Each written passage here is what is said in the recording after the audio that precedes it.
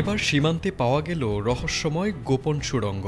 সম্প্রতি সীমান্তরক্ষী বাহিনী তাদের ভূখণ্ডের নিচে খনন করা একটি অত্যন্ত গোপন সুড়ঙ্গের সন্ধান পেয়েছে। জানা গেছে এই সুড়ঙ্গটি সীমান্তের কাঁটাতারের বেড়া এবং পাশের প্রযুক্তিগত সড়কের নিচ দিয়ে নির্মাণ করা হয়েছিল।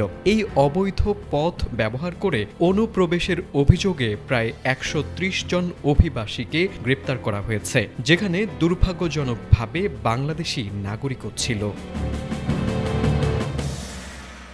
মাটির গভীরে এই বিশাল গোপন সুড়ঙ্গের সন্ধান পেয়েছে পোল্যান্ডের সীমান্তরক্ষী বাহিনী, যার ফলে পোল্যান্ড বেলারুশ সীমান্তে তীব্র উত্তেজনা বিরাজ করছে। ব্রিটিশ সংবাদ মাধ্যম রয়টার্সের প্রতিবেদনে বলা হয়, সুড়ঙ্গটি ব্যবহার করে মোট ১৮০ জনেরও বেশি বিদেশি পোল্যান্ডে প্রবেশ করেছে।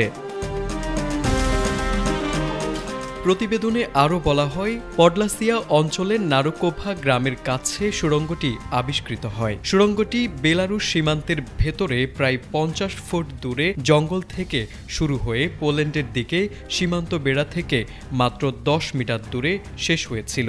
এটি ১০ মিটার দীর্ঘ এবং ১.৫ মিটার উঁচু ছিল।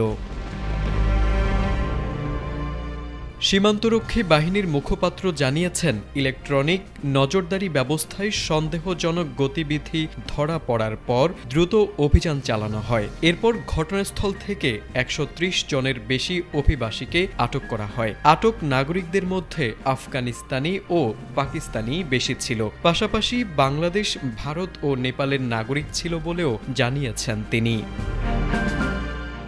তারেক আজিজ, এটিএন বাংলা।